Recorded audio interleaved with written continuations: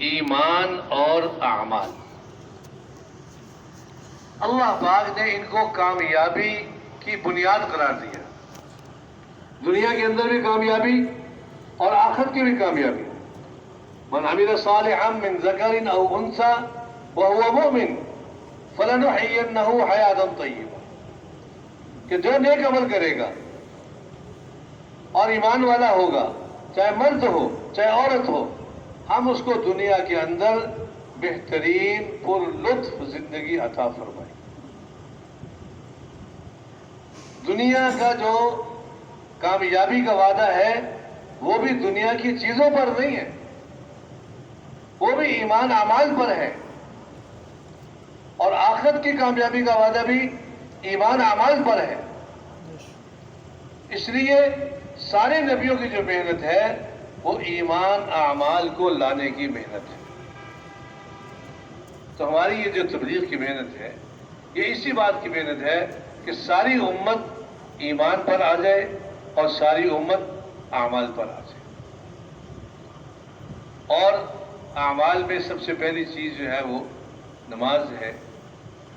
اور نماز جو ہے یہ اللہ سے لینے کا ذریعہ ہے. دنیا کے بھی سارے کام نماز سے بنیں گے، آخرت کے بھی سارے کام نماز سے بنیں گے.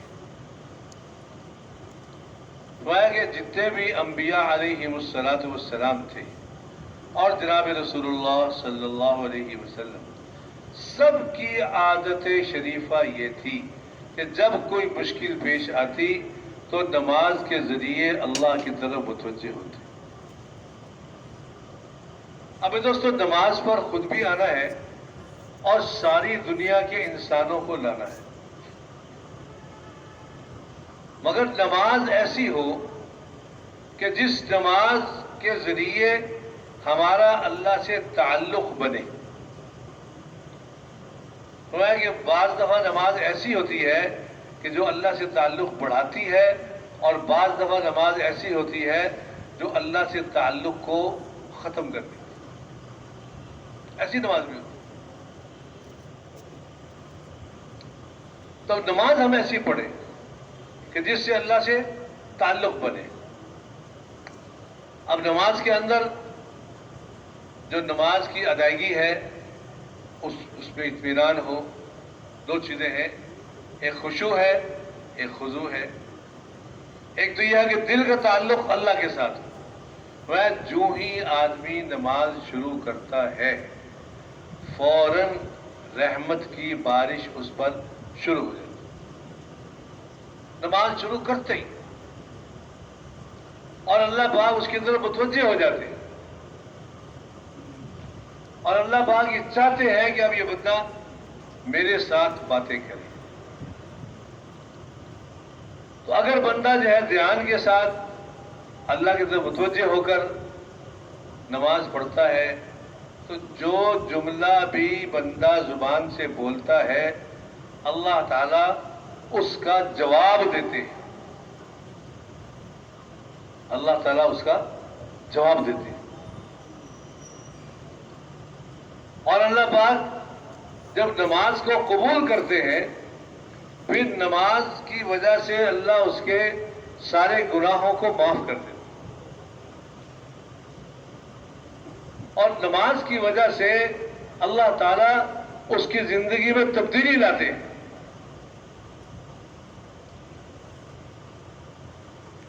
عرض کیا کہ یا رسول اللہ صلی اللہ علیہ وسلم فلاں آدمی نماز بھی پڑھتا ہے چوری بھی کرتا ہے. میں نماز پڑھنے دو، عن قریب اس کی نماز اس کو چوری سے چھڑا دی. تو نماز جو ہے وہ انسان کو آہستہ آہستہ گناہوں سے دور کرتی ہے. تو محنت یہ ہے کہ ہم چاہتے ہیں برائیاں ختم ہو جائیں، کہ فلاں برائی کے خلاف محنت کرو، فلاں برائی کے خلاف محنت کرو، فلاں برائی کے خلاف محنت کرو. آسان علاج یہ ہے کہ نماز کی محنت شروع کر دو. سب لوگ نماز پہ آ جائیں گے تو خود بخود ساری برائیاں ختم ہو جائیں گی. اللہ پاک نے بنی اسرائیل کا جو سب سے بڑا مسئلہ تھا کہ وہ فرعون کے ظلم و ستم میں پھنسے ہوئے تھے. اللہ نے ان کو نماز کا حکم دیا، انہوں نے نماز کا اہتمام کیا، اللہ نے نماز کی برکت سے فرعون کو غرق کر دیا. تو جو اللہ کی طاقت اس وقت تھی وہ آج بھی ہے، جو اللہ کے وعدے اس وقت تھے وہ آج بھی ہے. اس لیے میرے دوستو خود بھی نماز پر آنا ہے اور ساری امت کو نماز میں لانا ہے.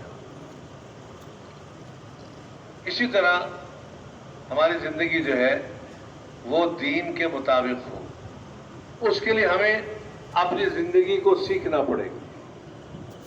بھئی نماز پڑھنی ہے تو نماز کے لیے نماز کا علم سیکھنا پڑے گا. پھر روزہ رکھنا ہے تو روزے کے لیے روزے کا علم سیکھنا پڑے گا. زکوٰۃ دینی ہے، حج کرنا ہے، اس کا علم سیکھنا پڑے گا. تجارت کرنی ہے تو تجارت کے لیے بھی تجارت کا علم سیکھنا پڑے گا کہ کون سی تجارت حلال ہے، کون سی حرام ہے، اور تجارت کے کیا کیا مسائل ہیں، کس طرح سودا کرنے سے. اب وہ جب اللہ پاک نے فرمایا کہ اللہ تعالیٰ نے تجارت کو حلال کیا ہے اور سود کو حرام کیا، تو کافروں نے کیا کہا؟ انما البیع مثل الربا، یہ سود بھی تو کاروبار ہی ہے. جیسے تجارت کاروبار ہے تو یہ سودی معاملات یہ بھی کاروبار ہے.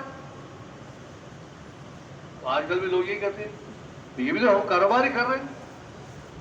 ایک آدمی جو ہے وہ 10 روپے کے نوٹوں کی گڈی نئی لے آتا ہے، اب وہ اس کی قیمت 1000 روپے ہے، کہتے جی میں نے 1100 کی دینی ہے. ہاں ٹھیک ہے 1100 کی، ہم نے سودا کر لیا.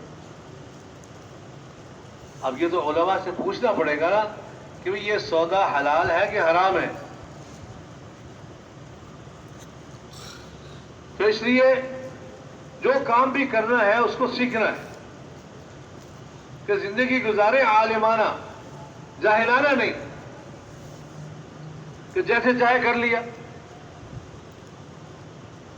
علم سے مقصود کیا ہے کہ تحقیق کا جذبہ پیدا ہو جائے.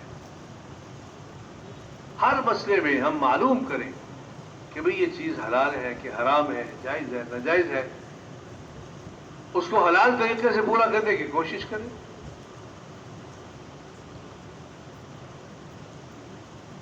اسی طرح ہماری زندگی جو ہے وہ ذاکرانہ ہو، اللہ کے دھیان والی زندگی ہو. فرمایا کہ جو اللہ کا ذکر کرتا ہے یہ اللہ کے قلعے میں محفوظ ہو جاتا ہے، اور جو اللہ کے قلعے میں محفوظ ہو جاتا ہے اس کو شیطان جو ہے وہ اس کو غلط راستے میں نہیں لگا سکتا. اس بات میں آتا ہے نا کہ شیطان جو ہے نا اپنا منہ کا سرا جو ہے وہ انسان کے اندر دل کے قریب رکھے ہوئے بیٹھا ہوتا ہے. اب دیکھتا ہے جب دل غافل ہے تو فوراً ڈنگ مارتا ہے اور گناہوں کا زہر بھرتا ہے. اور اگر جو ہے انسان ذکر کر رہا ہوتا ہے تو شیطان پیچھے ہٹ جاتا ہے.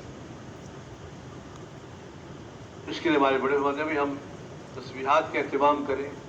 صبح شام ہم آدھا گھنٹہ فارغ کریں جس میں ہم تسبیحات کریں. تیسرا کلمہ ہے، درود شریف ہے، استغفار ہے.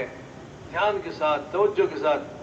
کہ جو توجہ کے ساتھ ذکر کرے گا اس کا اللہ کے ساتھ تعلق بن جائے گا، اور جب اللہ کے ساتھ تعلق بن جائے گا تو پھر جس وقت اللہ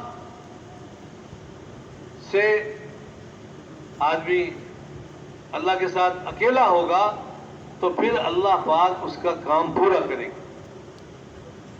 جب تعلق بن گیا تو جب بھی ضرورت پڑی اللہ کو پکارا، اللہ اس کا کام بنا دیں گے.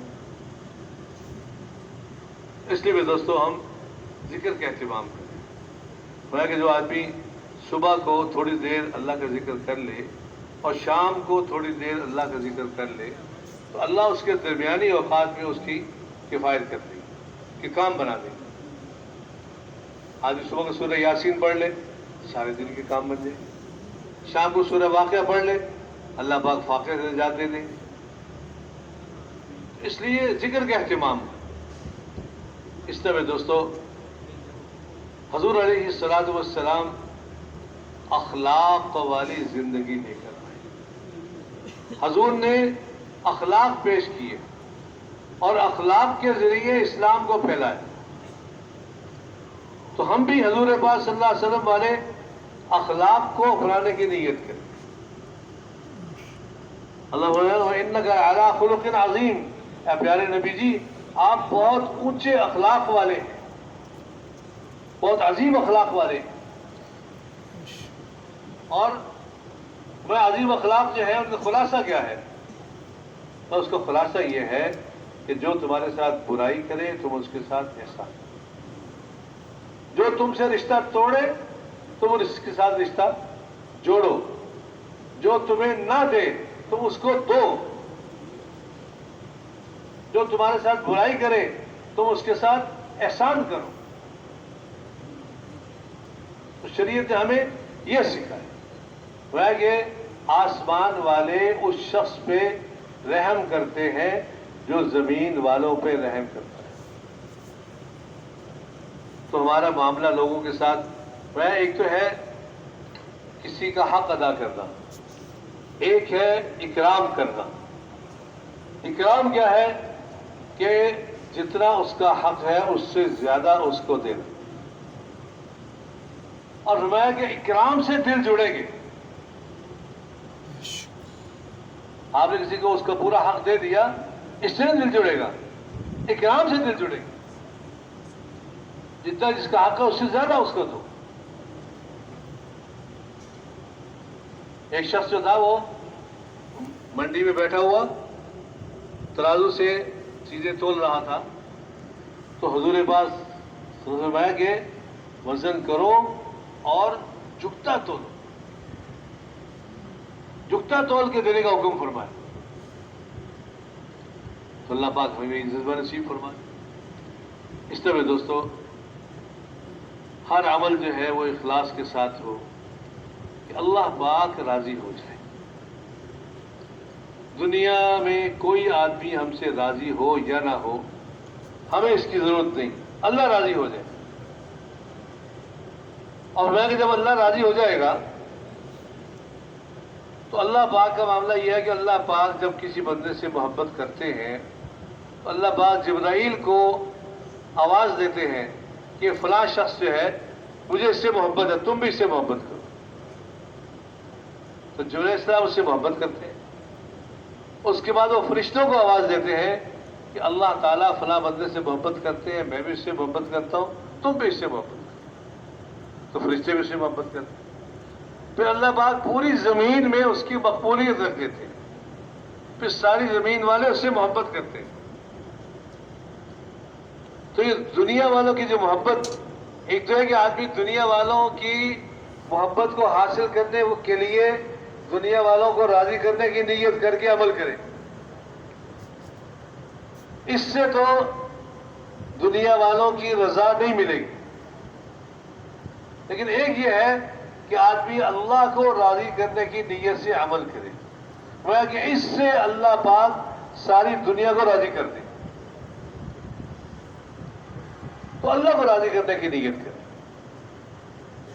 اور اللہ کے ہاں وہ عمل کا وزن ہوتا ہے، اور وہ وزن بقدر اخلاص کے ہوتا ہے۔ جتنا انسان کے اندر اخلاص زیادہ ہوگا اتنا عمل اس کا اللہ کے ہاں زیادہ مقبول ہوگا۔ اس لیے کہ عمل کو خالص کر لو، تھوڑا سا کافی ہو جائے گا۔ اس لیے آدمی عمل شروع کرنے سے پہلے نیت کرے، یا اللہ میں آپ کی رضا کے لیے کر رہا ہوں۔ عمل کے دوران سوچے بھائی یہ کس لیے کر رہا ہوں، اللہ راضی ہو جائے۔ پھر اس کے آخر میں پھر آدمی اللہ سے معافی مانگے، یا اللہ جیسے ہونا چاہیے تھا ویسے نہیں، یا اللہ تو معاف کر۔ وہ کہ جب عمل کے آخر میں انسان کے اندر استغفار کی کیفیت پیدا ہو جاتی ہے تو اللہ پاک اس کے عمل پر قبولیت کی مہر لگا دیتے ہیں۔ تو اللہ راضی ہو جائے، یہ نیت ہو۔ اس طرح میں دوستو یہ دین جو ہے یہ ہمارے اندر بھی آئے اور ساری دنیا کے انسانوں کے اندر آئے، اور جتنے قیامت تک آنے والے مسلمان انسان ہیں اور پوری روئے زمین کے جتنے انسان ہیں، یہ سارے کے سارے جو ہے یہ اللہ پاک کے حکموں پر آ جائیں ایمان اعمال والے بن جائیں، حضور پاک صلی اللہ علیہ وسلم کے طریقوں پر آ جائیں، اس کے لیے اللہ پاک نے حضور پاک صلی اللہ علیہ وسلم کو پوری انسانیت کا نبی بنا کر بھیجا۔ اور حضور پاک صلی اللہ علیہ وسلم جو کہ آخری نبی ہے، ان کے بعد کوئی نبی نہیں آئے گا، اس لیے اللہ تعالیٰ نے حضور پاک صلی اللہ علیہ وسلم والی ذمہ داری جو ہے نائب ہونے کے اعتبار سے اس امت کو عطا کہ یہ امت جو ہے ساری کی ساری یہ حضور کی نائب ہے، حضور کے کام والی ہے۔ اس لیے اب حضور والا پیغام لے کر چلنا اور پوری دنیا میں پہنچانا یہ امت کی ذمہ داری ہے۔ حضور پاک صلی اللہ علیہ وسلم نے حجۃ الوداع کے موقع پر کہ بھئی جتنے حاضر ہیں ان کے ذمے ہے کہ ان تک پہنچا دیں جو حاضر نہیں، جتنے حاضر ہیں ان کے ذمے ہیں ان تک پہنچا دیں جو حاضر ہیں۔ اگر جس تک پہنچ گئی بات وہ تو حاضر ہو گئے، اور جس پر نہیں پہنچی وہ ابھی تک غائب ہے۔ اب اس کو پہنچانا کس کے ذمے ہے؟ یہ حاضری بھی، اور وہ ہے کہ پوری امت ایک ایک فرد کے ذمے ہے۔ ہر آدمی یہ اپنی ذمہ داری سمجھے کہ میرے ذمے ہے، میں نے پوری دنیا میں دین کو پہنچانا ہے۔ اب پوری دنیا کے اندر ظاہر ہے میں اکیلا تو پہنچا نہیں سکتا، لیکن ہے کہ جو مسلمان کی نیت ہے وہ اس کے عمل سے بڑھ کر، تو نیت یہ ہے کہ پوری دنیا میں جانا ہے اور پورے دین کو پھیلانا ہے۔ اب اس کے لیے آدمی چلنا شروع کر دے، محنت کرنا شروع کر دے۔ اب کہ جو مقامی گشت ہم کرتے ہیں تو مقامی گشت میں گشت ہم کر رہے ہیں محلے کے اندر، لیکن نیت کیا ہو کہ یہاں سے کام شروع کر کے پورے عالم میں جائیں۔ کوئی بیرونی گشت کر رہے ہیں دوسرے محلے میں کر رہے ہیں، لیکن نیت کیا ہے کہ یہاں سے محنت شروع کر کے پوری دنیا میں جانا ہے۔ کسی گاؤں میں سروذہ لگا رہے ہیں، بھائی محنت تو یہاں کر رہے ہیں، سروذہ لگا رہے ہیں، لیکن اس سے ہم نے پوری دنیا میں جانا ہے۔ چلہ لگا رہے ہیں، 3 چلے لگا رہے ہیں، مقصد کیا ہے کہ پوری دنیا میں اللہ کا دین پھیل جائے، اور اس کے لیے میری جان، میرا مال، میرا وقت اس کے لیے استعمال ہے۔ تو جیسی آدمی نیت کرے گا ویسا اللہ پاک اس کو اجر عطا فرمائے۔